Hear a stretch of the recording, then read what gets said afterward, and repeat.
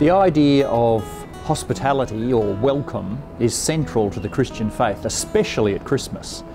Christmas is an act of radical and generous hospitality on God's behalf. In Christ, God comes to be with us face to face, to be born with us, to live with us, to eat with us, to share our struggles, to be one of us.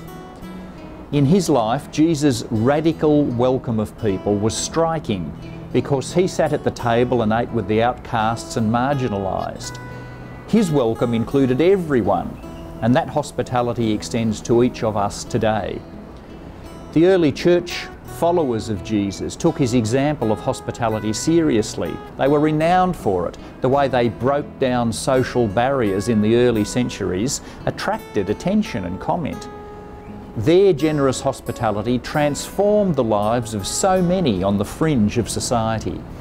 These early Christians realised that if God was willing to be present with us in such an intimate and radical way, and to welcome us to his table, who are we to exclude anyone? The way of Jesus calls us to see one another as sisters and brothers who are welcome. It's not a begrudging welcome. It's meant to be enthusiastic, generous, sincere, and without judgment. Not only are we called to be good hosts and to welcome those who are different, we're also to be good guests, to receive welcome and hospitality just as we give them.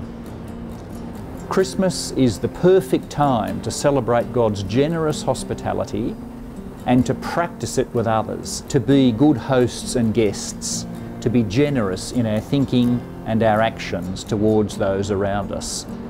It could also be the time to ask those who have no table or welcome and to extend ours to them. As we come to the end of 2018 and enter a new year, we might ask, how, like the early church, can we be disruptors of all that separates people from one another? It's more important today than ever in a world torn apart by all sorts of divisions and exclusions.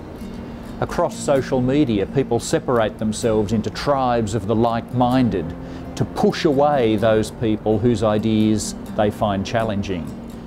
We often don't get the opportunity to really understand one another or to develop empathy.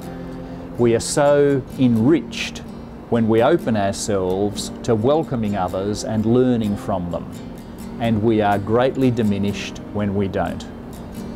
My blessings and best wishes to all of you for a safe, peaceful and welcoming Christmas.